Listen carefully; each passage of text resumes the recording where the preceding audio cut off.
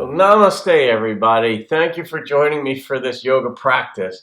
I'm Don, and it's not a routine, it's a practice. I use it as a warm-up before I take a regular yoga class, but I'm going to be doing, it's probably an intermediate. I'm not big on levels, but they are helpful in some ways.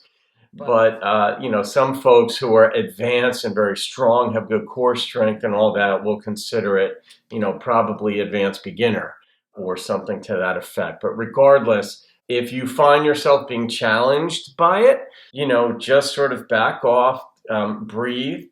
And one thing I encourage you to do, as I encourage all my students to do, whether you're a teacher, whether you're a student or both, is to keep your eyes closed during your yoga practice as much as you can. That keeps the external influences, distractions, however you want to depict them, to a minimum, and you could just bring your awareness inward. That practice alone will help you become far more aware of what's going on within your own body, not merely physically, but emotionally, mentally, and sort of what makes you you. And you could come into better unison with your own intentions.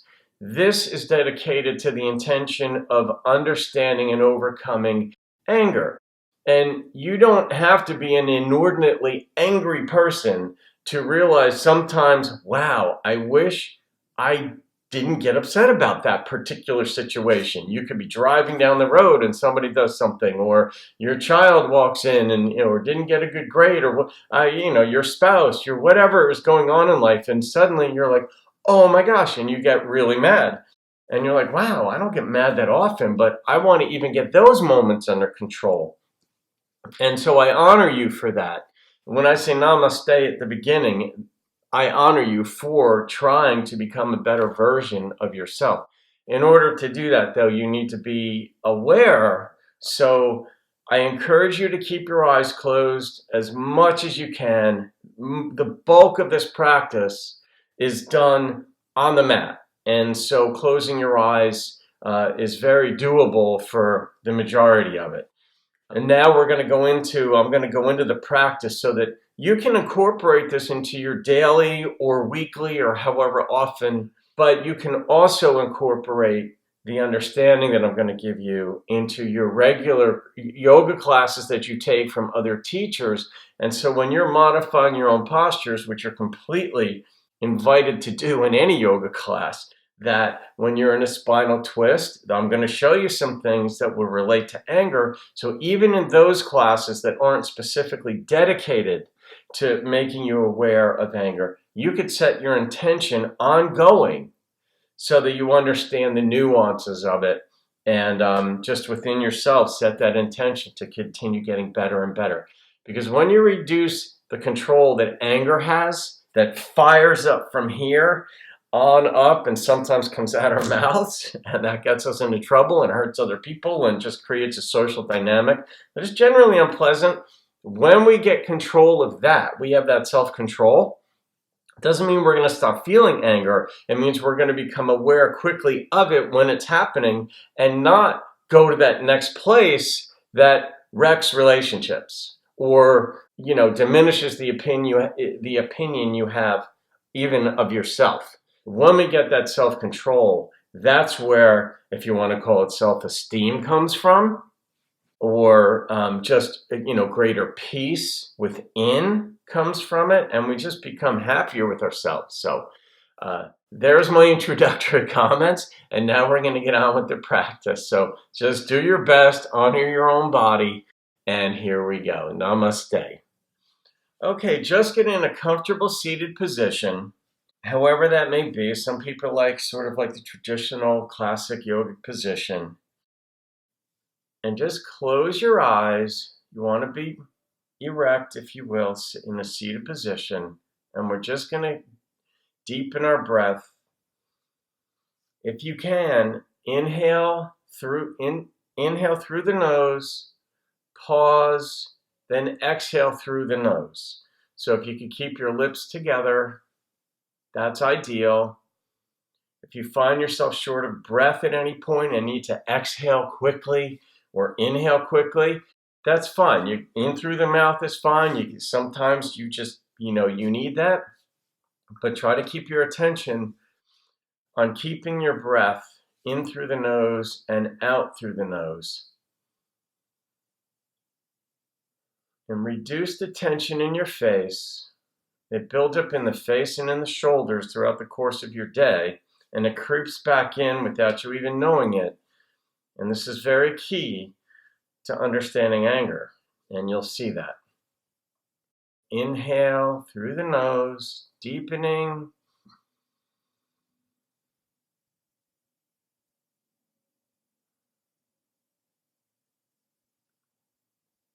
Now I'm introducing you to rectangular breathing. Some of you will be familiar with squared breathing, which is conceptually you inhale, let's say for 4 seconds.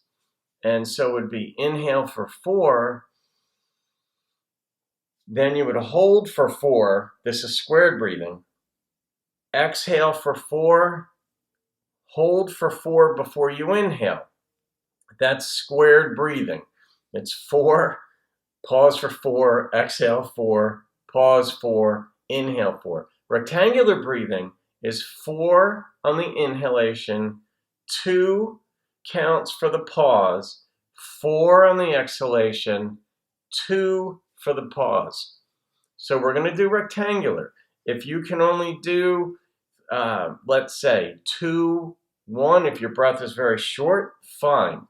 But I want the equivalent, the ratio of say 4-2, or it could be 6-3, could be 8-4 if you've got really good breath, and you can inhale for 8, hold for 4, exhale for 8, then do that. So we're going to do this because when I say later during this practice, rectangular breathing here, I want you to focus on that. There's a specific purpose for it. So here we go now. We're going to do 2 full breaths of rectangular breathing here. So inhale, pause, and exhale for 4. Pause for 2. Inhale 4. Pause. Exhale.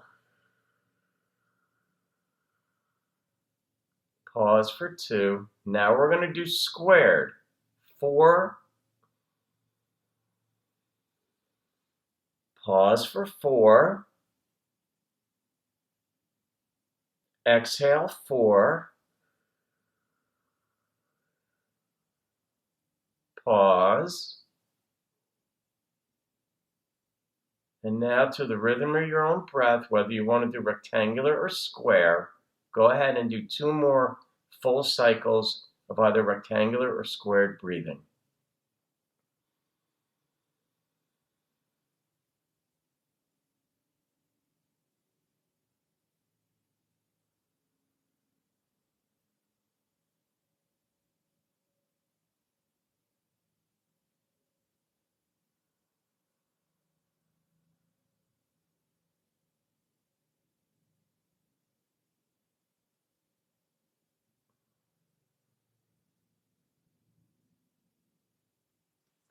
Now lower your chin to your chest, and we're moving very slowly here.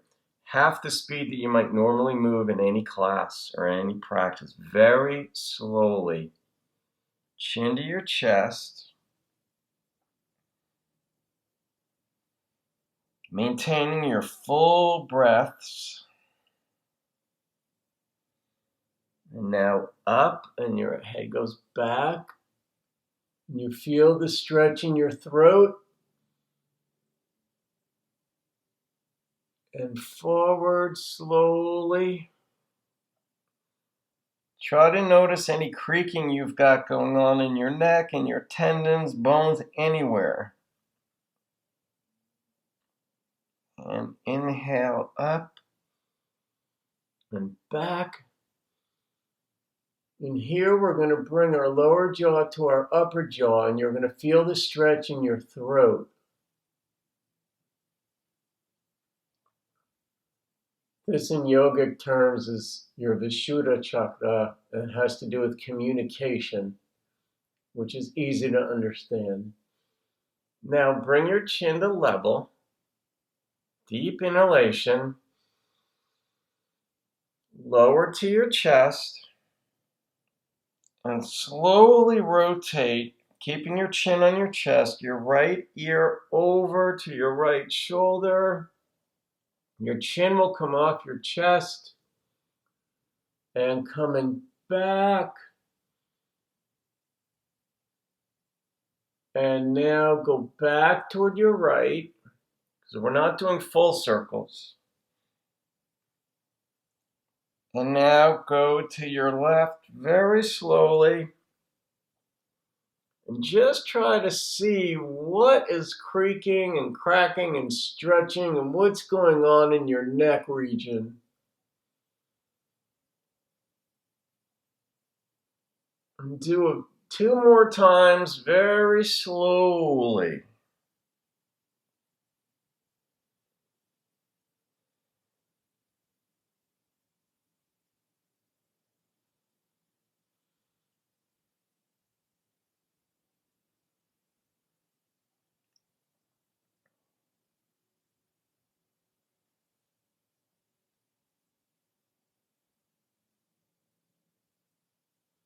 When you get here, lower your chin to your chest.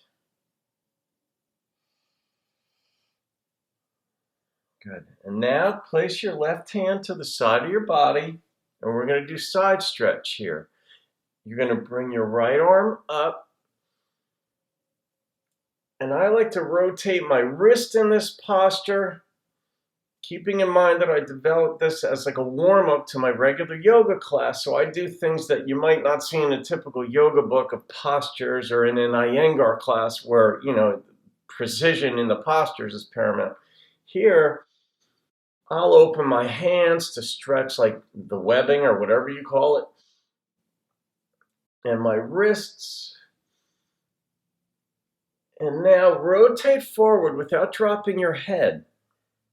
So you're going to feel the stretch here in your upper back. We're building some side body heat here. Coming back up, trying to look up with your eyes closed, and rotate forward one more time.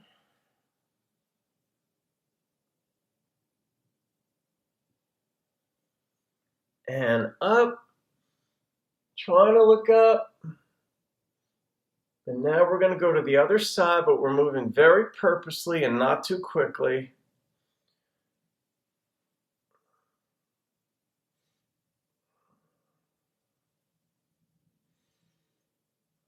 And rotate.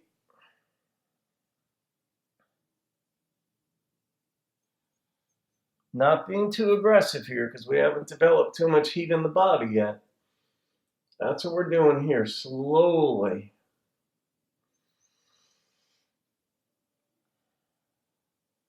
Rotate forward. Up, trying to look up if you can, and you're still kind of like arching back a little bit. Just doing your best. Now we come to the other side purposely. Here we are in control.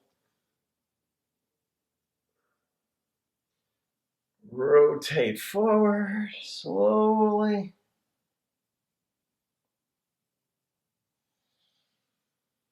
And up. And rotate forward one more time.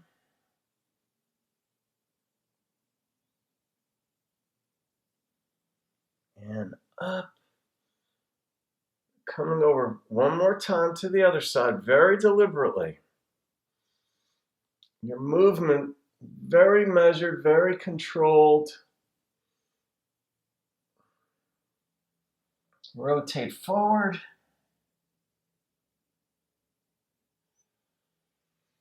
And up. and forward.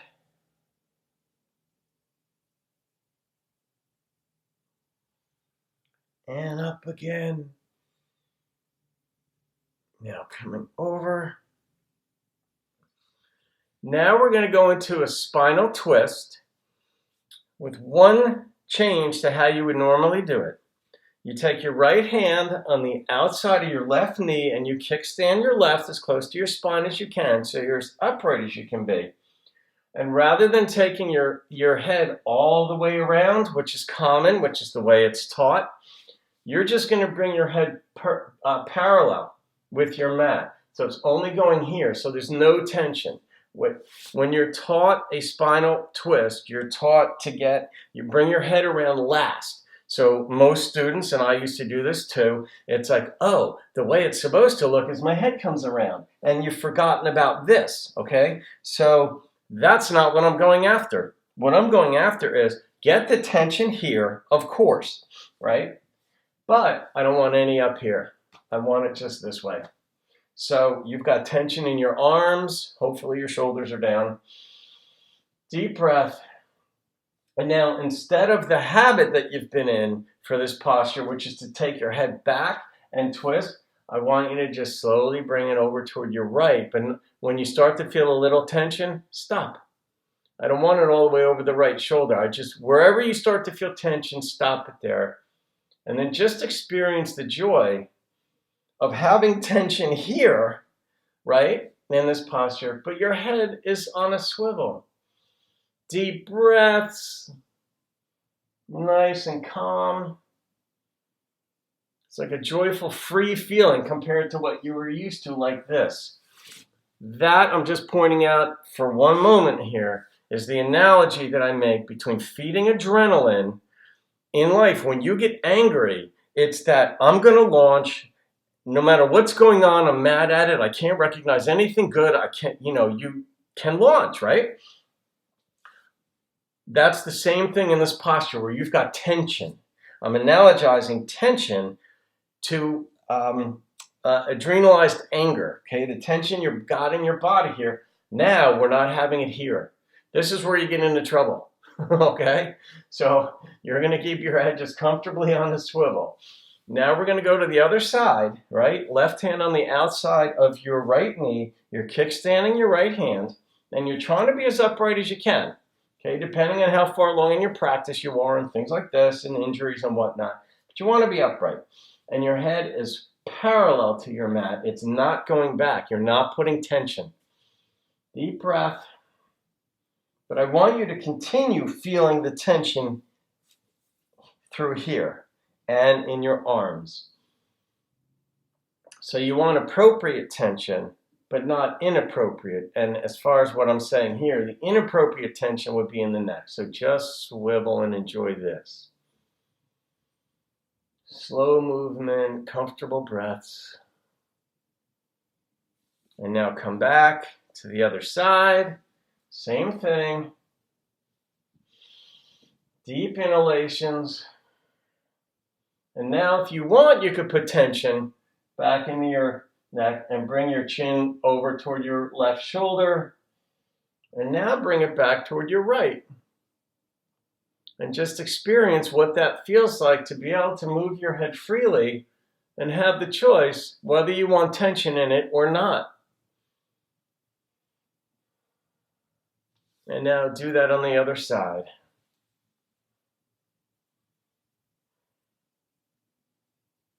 It's liberating to not have that tension.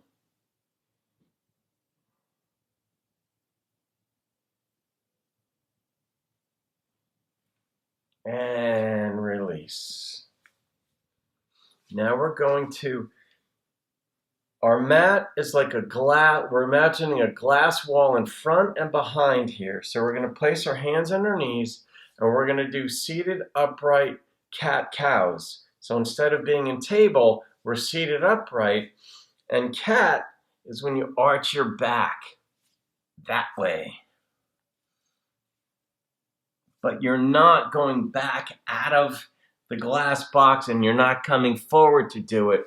You're within the confines of your mat. And then cow. Deep inhalation, looking up. Feel the stretch in your throat. And you're feeling it all in the front body here. So now to the rhythm of your own breath. And when you're done here with that, we're going to place our hands on the floor in front of your mat. The glass wall is now gone. And we're slowly with a flat back. And it helps when your head is up to keep your back flat. You tend to round it more when you lower your head, which we're going to do. But we're going to be walking, like sort of sliding our hands forward as far as you can with that flat back, keeping the sit bones on the mat. And then, if you can, lower your elbows to the mat. And then round your head down and bring your forehead to the floor. And you're stretching out from the lower back. And if you want, you can slightly, maybe 10%, whatever, shift your weight just a little right to left, keeping your sit bones on the mat. And trying to maintain full breathing.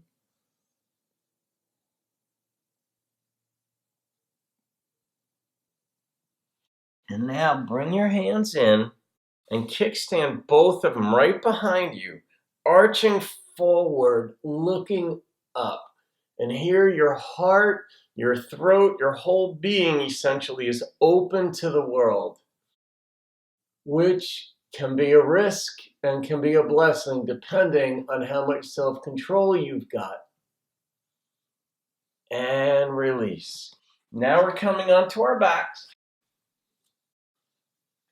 And we're bringing our knees in tight. We're keeping our shoulders on the mat. And we're bringing our knees in tight. Inhale. And we're rotating the knees out and in again. This loosens up the groin and the hip, otherwise known as the Muladhara chakra area, which that in yogic theory is more connected to animal instincts, connects like in a sense to our animal nature, which sometimes is a very relevant understanding because sometimes we act and feel like animals when we're out of control. And that's partly the fire that we're going to get under control with understanding nuances of anger. Now bring the soles of your feet together if you can. Just do your best. If you can only get like the little toesy things, that's okay too. And bring the knees back in. Good. And now we're going to take our legs straight up and we're going to flex, stretch. And we've got our hands over our head with no tension in our hands, arms, face, shoulders. Tension is in one place in your body, basically, right in your midsection. Okay, that's the kind of like the Manipura chakra, as my yoga instructor says. But the Manipura, it's right below the Anahata, the heart chakra. So there's like a fire that builds up in your belly.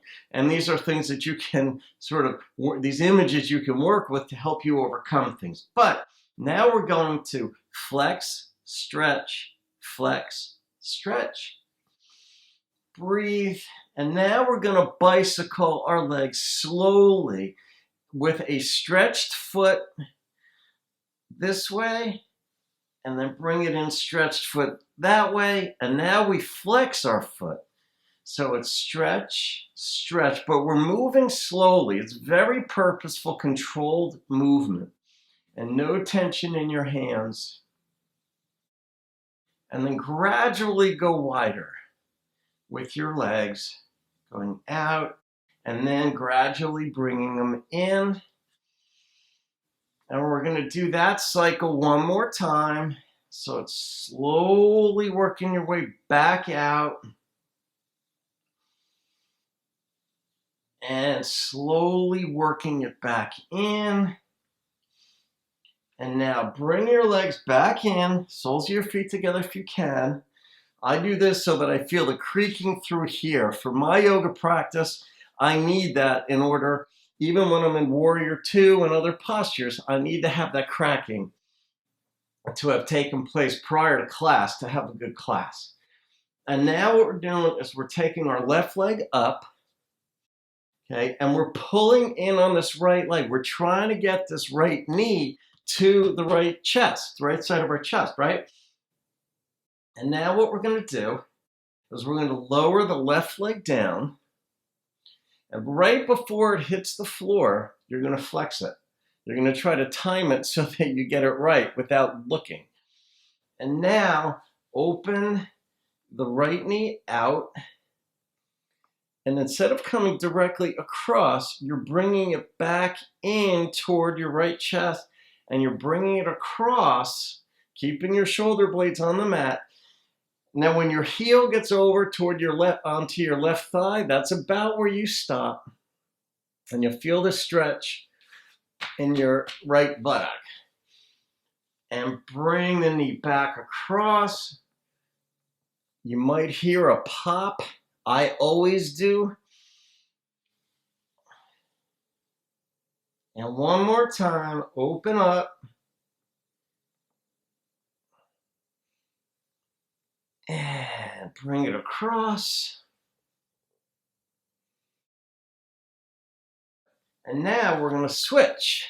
Right leg goes up. Left knee comes into the chest. You're really pulling in as best you can. I mean, if it only comes here, fine. Honor your body. Do your best. And now we're lowering the right leg down. And with your eyes closed, without looking, try to sense when your heel's about to touch. And right before that, flex your foot and see how close you've gotten. Sometimes I'll get 1/10 of an inch. Sometimes it'll be like 4 inches away. But I'm trying to create the awareness of what's going on in my extremities as well, not just what's close to my heart, okay? Now open left leg out. And coming across this way.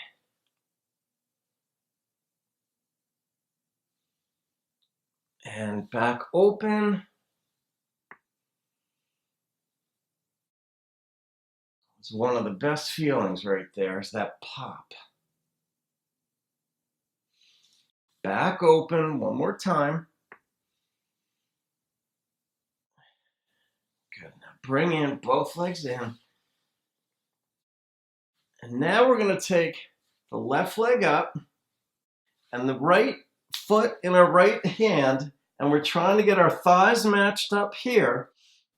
So now what we're doing, this is my version of what I call a runner stretch. It's really a quad stretch. Lowering both legs at the same time. And then you're trying to, the ultimate goal is to get your right thigh parallel to the ground. So you'll feel the stretch here. If it only comes up to here, that's okay. Just honor your body. You might not even get your foot under. Now, deep breaths here. In this posture, again, your heart, throat open to the world. Breathe. And the thing about being open to the world is that you get to decide how you're going to be in relation to the world. And that's what yoga is, a great asset. It's a great thing to help you become a better version of yourself. Full breaths. Good. Now bring your right knee in. Good. Good stretch here coming up through the right buttock again. Now you take the right leg up and you bring the left foot into your left hand, left knee next to your right knee, and we're bringing this down for this side.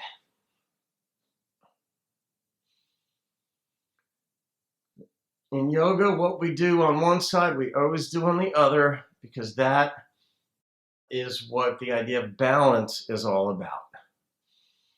A deep breath, no tension in your face. It probably came back without you even thinking about it.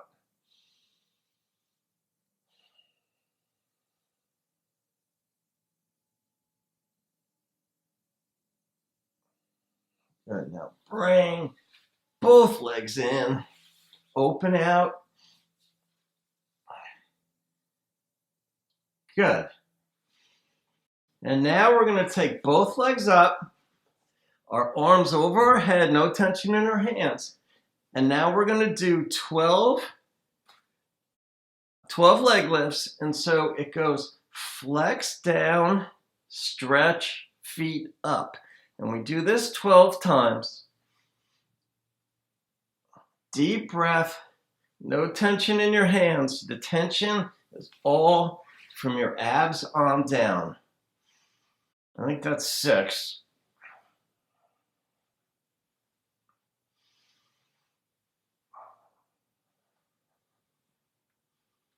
$11. And now when we get up here, now we open mat width. We flex our feet coming down, bring them together, stretch up. We do this 12 times.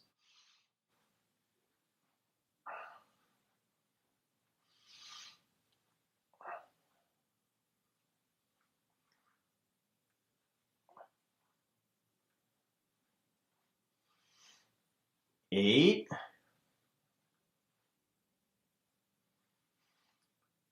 11. And here's 12. Now we're going flex straight down, knees, feet together, open mat width, and then we're stretching our feet coming up. We do this 12 times. And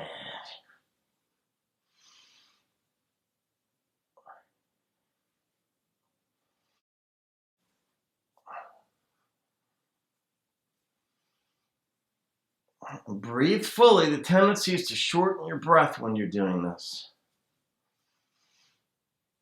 There's 10, 11, and 12, and bring your legs in. Deep breath. Now straighten your legs out. Arms are over your head because we're going to come into our version of halasana or half plows or full plows. So we're coming right over, but we're staying up.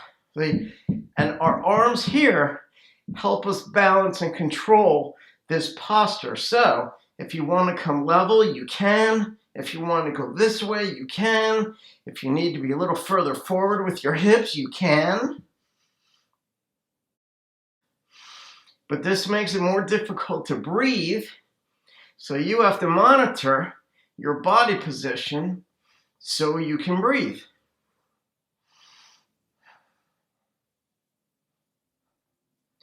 And you can touch your toes to the floor.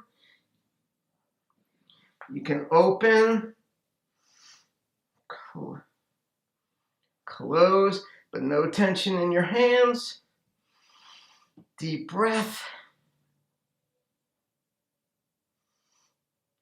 Now we're going to roll up onto our toes right from here, right to here, bringing our palms together. Hands come down on the mat. You might have rolled all over the place, but come back to your mat. And now we're going to slowly come into a forward bend, but it's very slow movement here. Okay? Into a forward bend. This is a flat back. Your fingertips are on the mat. You're not, well, you want a flat back. Put it that way. Good? Now bring your chest to your thighs, palms together. Deep breath. If you can close your eyes here, close them. Coming up into a reverse swan dive. I'll be out of the frame for a moment. And into prayer pose. Deep breath, check the tension in your face. Inhale up, arch back if you can. Swan dive forward. And now step your feet a little bit further back. I'll get in the center of the camera here. I want your hands to be about a foot in front of your feet. It might be 8 inches. Everybody's body type is different. Relative flat back. If I had a complete flat back, I'd be up like this. But it's a relative flat back because arms are shorter than legs typically. So Thumbs are in alignment with your pinky toes, about 10 inches in front of you. And what we're doing is we're coming down and we're taking our knees underneath our elbows and out. So I'm going to show you what that looks like from the front. So I do my forward fold, I come down here, then I open out. And you're opening up this whole region, the region that is connected to your animal instincts as yogic theory presents, okay? We're going to do that 6 times with slight variations. So I'm going to come back to my normal mat position. I'm up. Deep inhalation, down.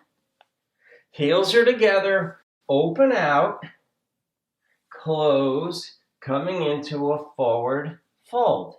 That's 1. We're going to do this 6 times. We're coming down, open, close, up. Deep breath, down, open, close, up. Now we're going to bend foot. We're going to let our head down in this position, but we're not moving our hands or feet.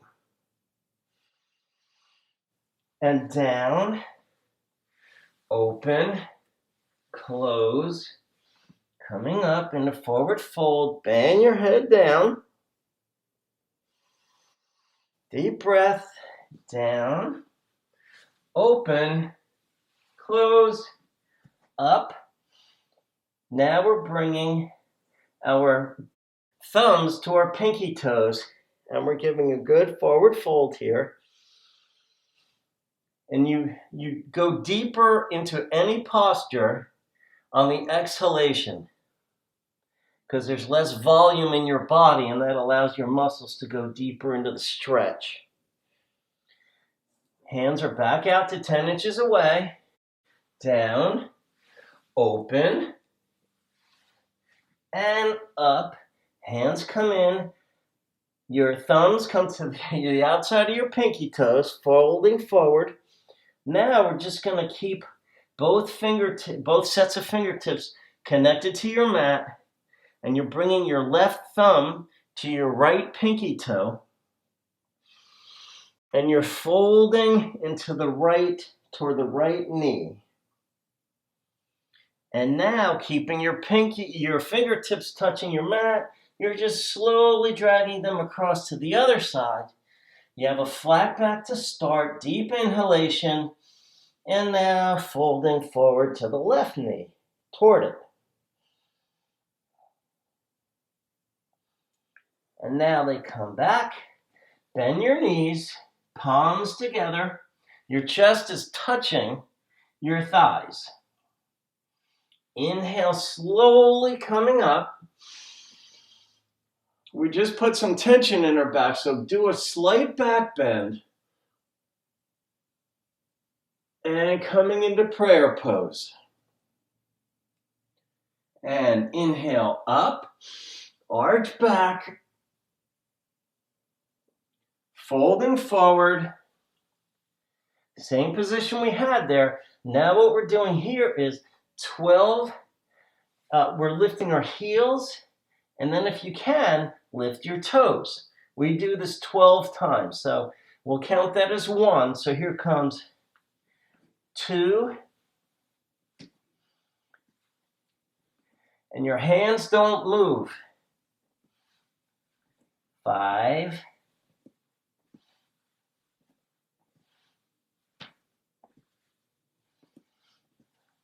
10, 11, and 12.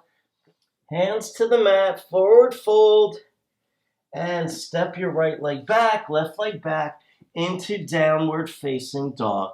Now we are going to bicycle our feet, or it's called walking the dog, or an alternate calf stretch, but you're going very slowly.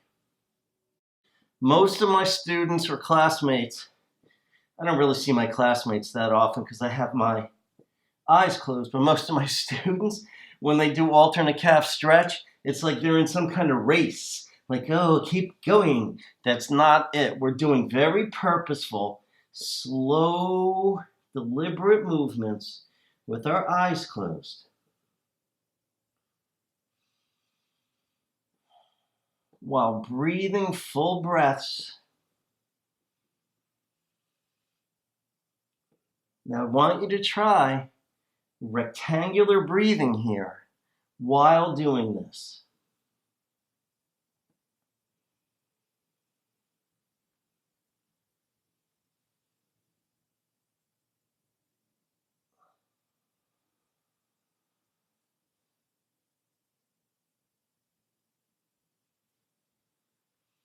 Good. Now what we're doing is we're going to take our right foot, and the top of our foot is going to come to our mat. So our right toes are parallel to our left heel, and we're going to 4 times, we're going to roll slowly the right foot out. This is a stretch that you will almost never get unless you do it purposely. And then you bring it across so that your right heel comes over your left top of your left foot, and that counts as 1. So we do this 4 times. So 3 more times, we're rotating out and stretching the right foot, bringing it across. Try not to have tension in your face. Facial tension serves very little purpose, but it sometimes serves as a launching point to release that tension by saying things we wish we didn't say. It's one of the reasons we want to continue focusing on that.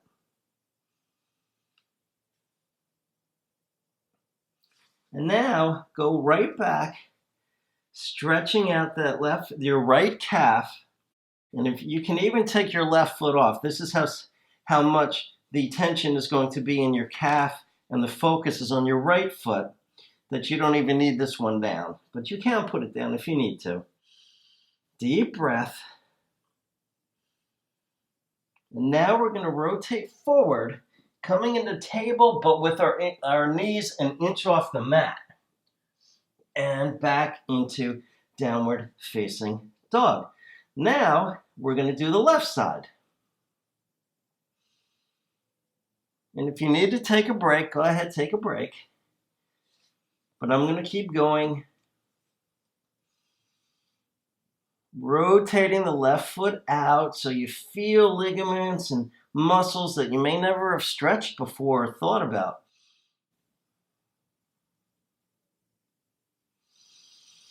Deep breathing.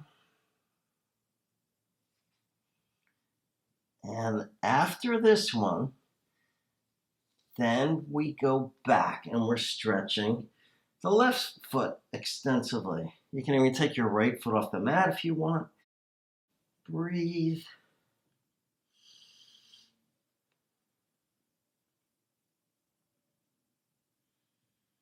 And coming forward, knees an inch off the mat, into down dog again. Now right leg up, flex that foot, and bring it down. Left leg up, flex the foot, and bring it down. Step your feet forward. This feels good to take the pressure off your arms at this point. Bend your knees, chest to thighs, bring your palms together. You might feel a little bit like a skier here or something on a ski jump. And up slowly. Deep breath into prayer pose. Inhale up.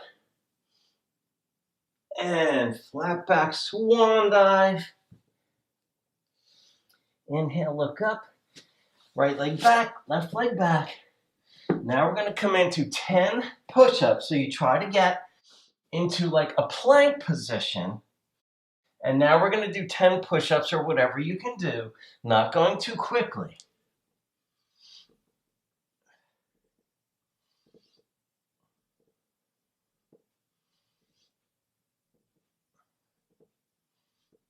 Good, into downward facing dog.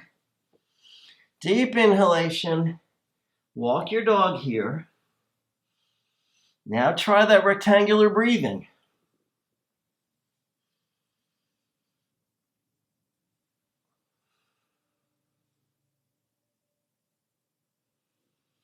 And now we're doing 5 more push-ups here. Not too fast. 5, good. And now walk your feet forward. Bring the soles or the heels together. Knees out, coming down onto your butt. And now we have bent knee sit-ups we're going to do. Okay, so with these bent knee sit-ups, the modification, the variation that we're doing is most people when they do sit-ups will kind of like have their arms out like this, and then it's not uncommon to like clench them. We're not clenching them. We are keeping our fingertips together lightly. No interlacing, zero tension in our extremity. Okay? And so fingertips together, and we come here, and the whole point is to have tension in your body where you want it. And by virtue of taking this routine, if you will, or this practice with me, the tension is going to be in your abdomen. So you have bent knee. If you have to do straight, go ahead, modify. The key here is no tension in the face, no tension here. Okay, only here. We're going to do 12, and then there's a variation right after that. Okay, so we're going to do 12 this way. So here we go. 1 vertebra at a time, and we're not throwing our body.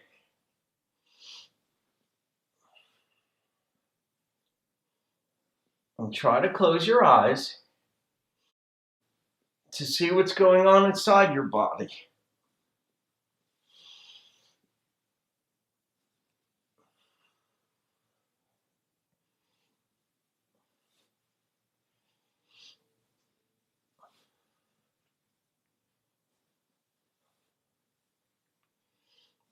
There's 10. We have 2 more.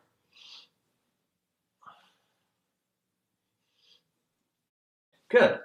Now, for the next, what amounts to 24, 12 on each side, we're going to go to the side, and our palms will be open. So the left fingers come into the right palm. No gripping, no tension. So we come this way, and it's like a side sit-up. And when we come up, we just rotate the hand over so the right fingers are in the left palm. And we're going to do a total of 24. It's 12 on each side. Okay, so let's start on the right side.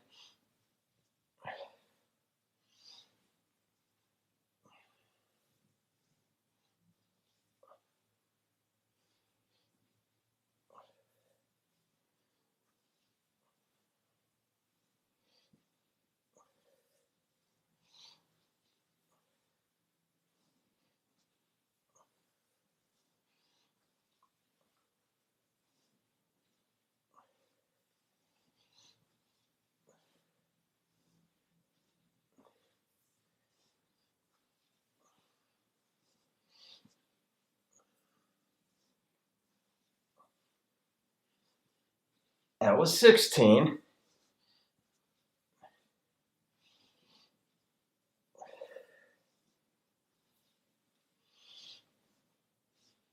And 4 more.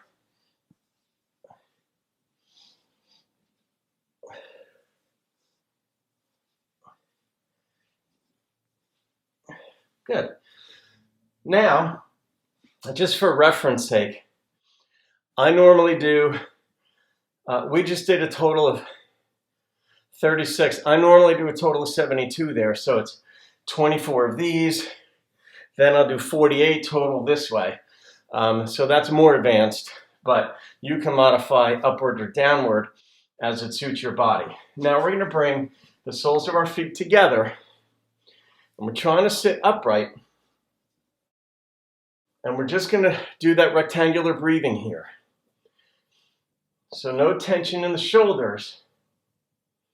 And see what happens in the interstitial breaths. In between the inhalation and exhalation, I want you to pay attention when you're pausing for 2 seconds or 4 seconds. What is your body telling you?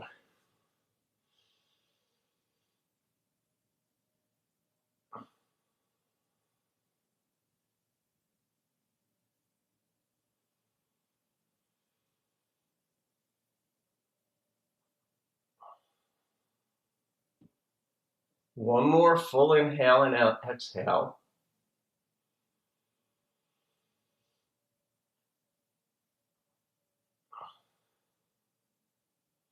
Good. Now we're going to come forward into plank. So we just rotate over, forward into plank. And now we're going to do 20 push-ups.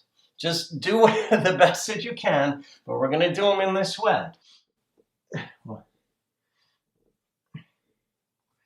5. Now lift the left leg up. So they're 3-pointed push-ups. 5. Now right leg up for 5. And now both feet down for 5 more. Good. Into downward facing dog. Catch your breath. Your heart rate is up right now. And try to pause in between inhalations and exhalations.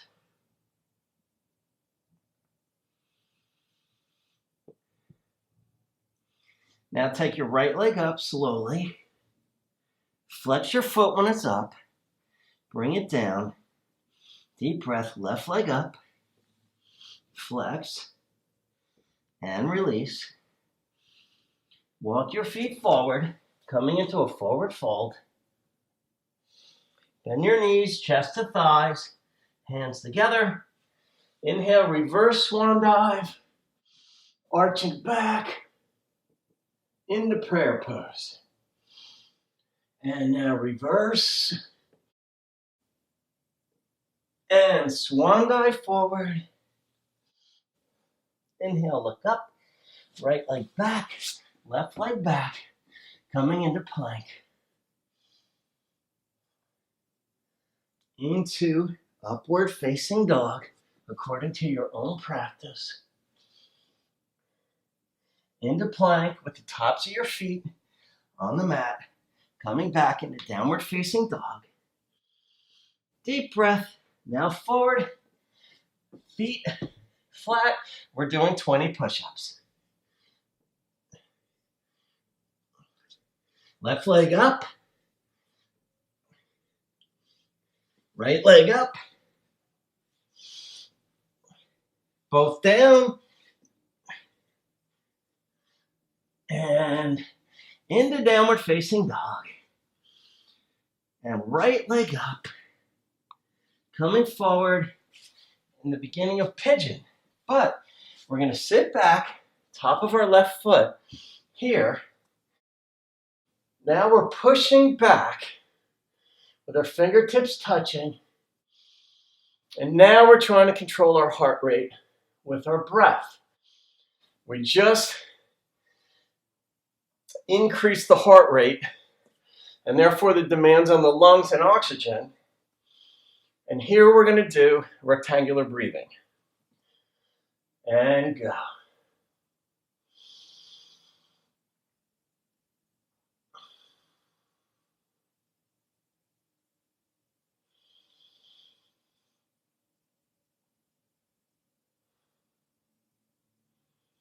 And now we're going to come into pigeon. The right side of your chest comes over your right thigh.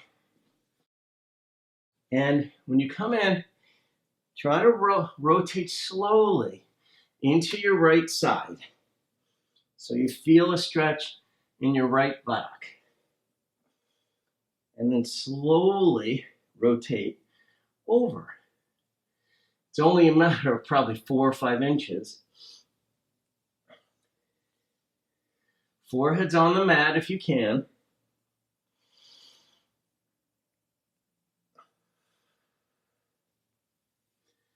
And as you inhale and exhale and do your pauses, pay attention to what's going on with your heart rate.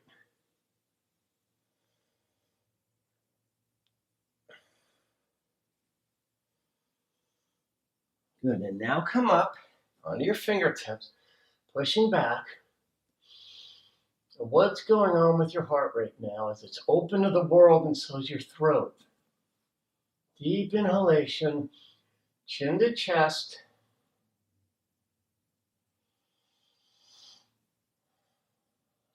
up level. Look right. Back, pause. Now look left.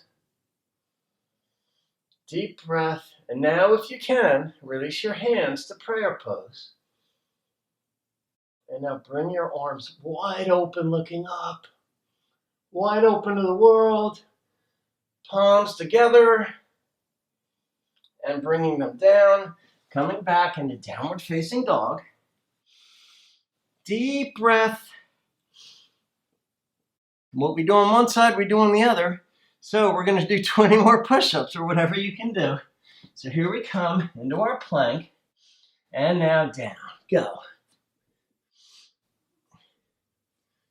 Left leg up. Right leg up. Both down. Into down dog. Deep breath here. Left leg up. Flex that foot. Bring it through into pigeon. Coming back, top of your right foot is on the floor or on your mat. Deep inhalation, rectangular or squared, if you could pull that off.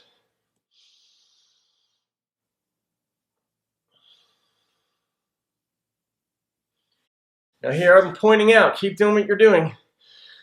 The pauses in between are the hardest things to get a handle on because your body is saying, give me oxygen, let me exhale to get to the next breath. Gimme, gimme, gimme.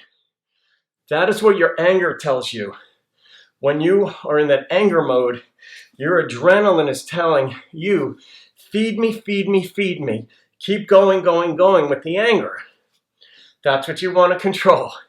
These breaths, lack thereof, the interstitial in between inhalations and exhalations, if you could just get a handle on another half second when your body is saying, give me oxygen or let me exhale so I can get to the next deep breath, that's where you want to control it. Okay? So we're in pigeon here. Up. And now we're going to fold forward. Left side of our chest over our left thigh, knee. Trying to get your forehead to the mat. Breathing fully, and you can rotate gently into your left side so you feel that stretch in your left buttock. And then bringing it slightly over to release it.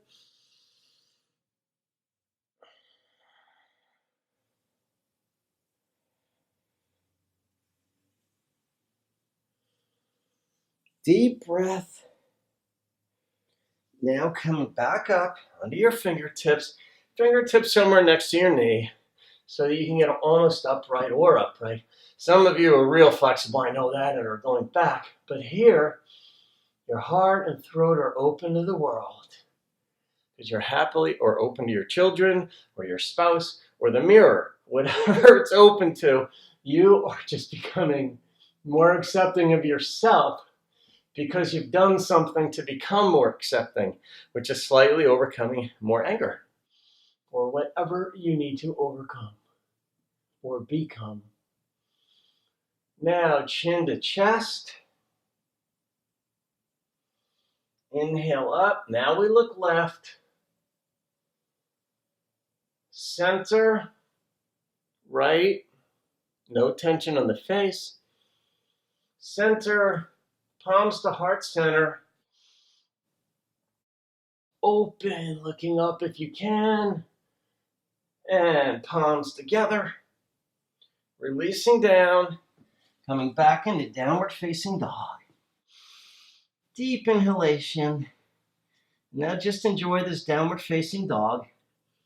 In downward dog too, it's a semi-open posture because your heart is still open.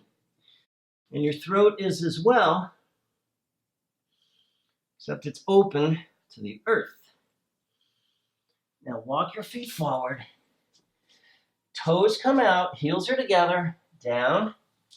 And we're coming into our final series here. And what we're doing is we're stacking our hips and our heels are together. And our knees are together too. But we're going to do single leg lifts. We're only going to do 12, okay? And what we're doing is we're not having any movement from the waist up.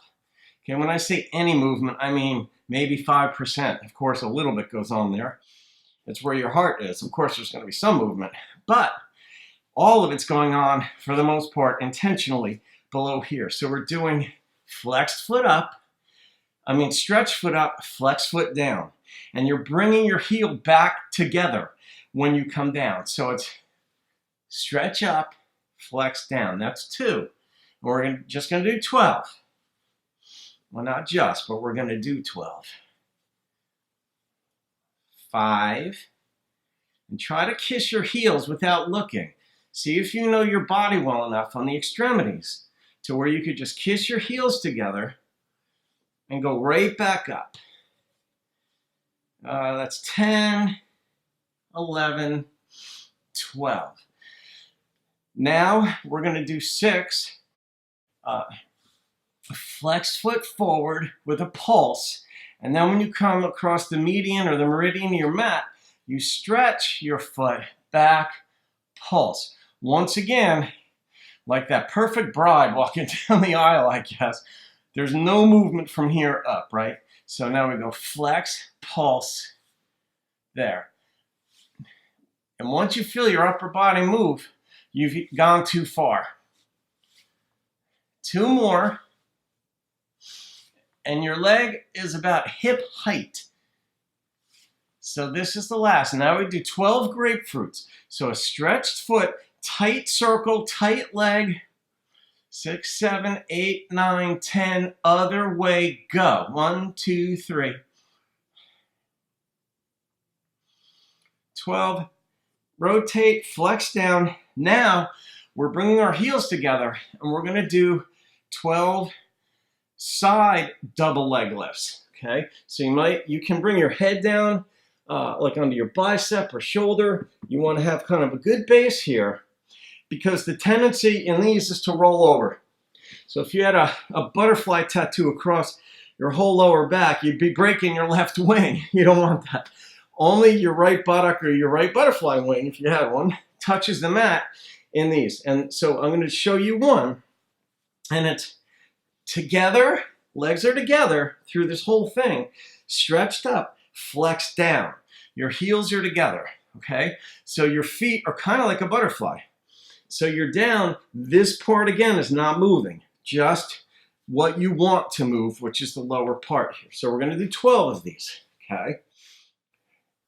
Stretch up, flex down. You could close your eyes. Try to visualize what's going on inside you, whether it's with your breathing, whether it's with your legs, feet, emotions. 10, 11, 12. Good. Okay.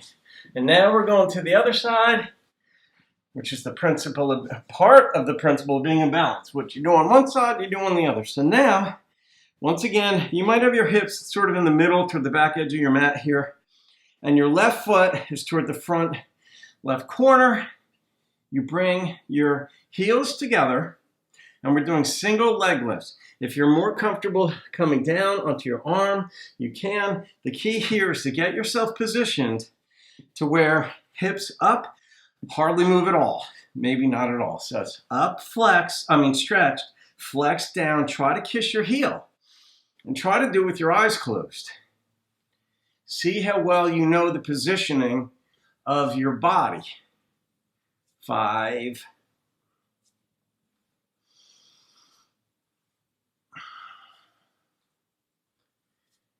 And no tension in your face. That's a key. I think that's 12. So now we rotate a little forward. And we're going to do the 6 forward with a flex foot pulse. And then stretch back, pulse, no movement in the upper torso. 3 pulse, 3 pulse. And you're doing this hip height. And here's the final one. And 12 grapefruits. Tension in the leg, that's where you want it. 10 other way, go. 11, 12, and bringing down, heels together. So now you can come down like this if you want. Get yourself in a position where you can do these. I like to do it from here. And sometimes I adjust midway through, and making an adjustment is not only like perfectly acceptable, but when you need to, it's what you're supposed to do for yourself, okay? So anyhow, here we go. Stretch, flex, and your feet are kind of like butterflies. Breathing.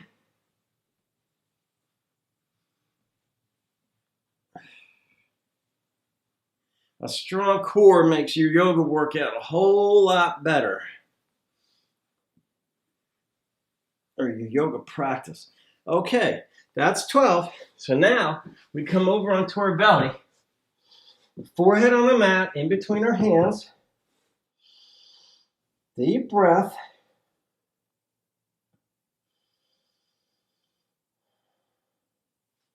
Now we come up like in a baby cobra. And now push your hands, bring your hands up like by your ribs, and we're going to push up into plank again. And we're going to close out with 35 push-ups, or however many you can do. So I come up, flat feet, tops of my feet are flat on the mat. Deep breath coming up, and now we're going to go. 1, 3, 4, 5. Left leg up. Right leg up. Both down. Stop. Feet come under, and now we go this way. Go. Left leg up. Right leg up. And you're done. And now come into downward facing dog. Deep breath. And walk your feet forward. Come down. Come into a comfortable seated position. And just catch your breath. Trying to do the rectangular breathing. The heart rate, it's demanding.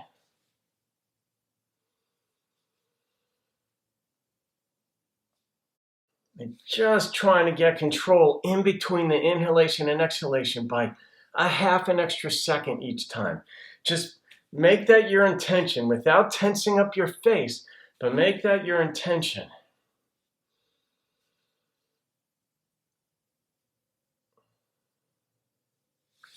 The more you get control over that, it slows your heart rate down and keeps your awareness inward to focusing on that intention.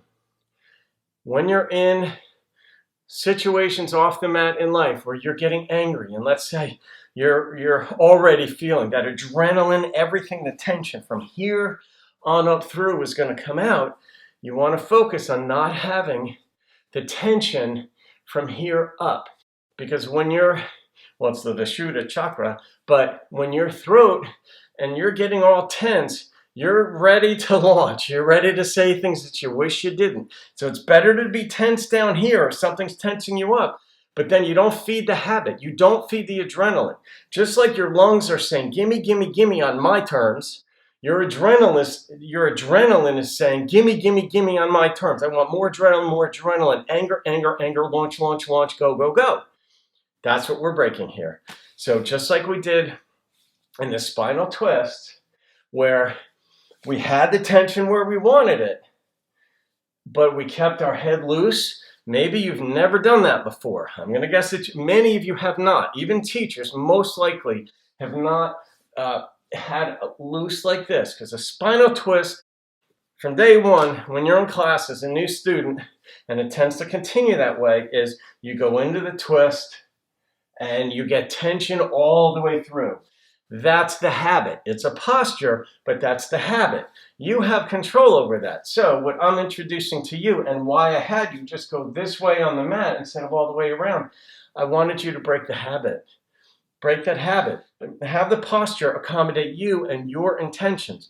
This is what yoga will do. It will inform you what you can be, what you can do, how you can be off the mat, as long as you identify your intentions. So, yeah, you've got tension down here. Your child just came home and said something horrendous, or didn't get the grade, or your spouse, your husband, or you're mad at yourself, and you're like feeling it all boil up, and your head, you can just say, I'm not having tension, not in my face, not in my throat, not here. So it's better to have tension and to not pop off, because what happens over time, just like as you get control over your breath, your body stops demanding it in the way that it had been demanding it. And I've experienced this over the years because this is my practice. Same thing with anger. When you don't feed it, it doesn't automatically come to your mind or your heart or wherever it emanates from within us or within you to just pop off as much. You realize, wow, there are viable alternatives, and you start to think more clearly rather than, I've got to say what I've got to say. I am me. I am mad. You have broken my expectations, or what I have told you, my commandments, or whatever you think people broke of yours. And you're like, all right, what am I missing here? What am I missing? How can I be a little better here? How can I be a lot better here? How can I understand? Maybe I'm the problem here, or maybe there's a misunderstanding, or, all right, let me just sort of chill, breathe, and not feed the adrenaline. Because when you feed that physical part of you, that's when the emotional and mental part of you just can go off the rails. And that's what I say about the analogy between tension in your body and purposely not having tension in parts of your body so that you can break that cycle and give yourself better ideas on how to carry out your life. So on the other video that I've done, I will break down more of what's going on in each posture, because it's very detailed and almost limitless the way you can break down postures in any routine, in any practice, so that you can understand how to fulfill your intentions better. I will be doing other videos on how to experience joy, not just overcome anger and the parts we don't like, but how to elevate the parts that we do want, or happiness, or peace, or calm. I'm going to work out other postures and practices for you so you can incorporate them into your own mindset as you so choose in your own practices in whatever classes that you take. And if you're a teacher, you can pass these along to your students, because frequently when I take classes, instructors very rarely invite students or share with students on the nuances of how to specifically set their intention, how to understand postures in new ways, so the students themselves can begin to work on it on their own and make it their own in their own practice, and then off the mat in their regular life. Regular life. This is regular life yoga. So thank you for being a part of this. I honor you very much for trying to become a better version of yourself. This world is hard. It tries talking us off it, but we truly can set our own intentions and then decide for ourselves how and who we want to be in our relationships with other people, starting with our relationship with ourselves. So namaste. Thank you very much. There you go.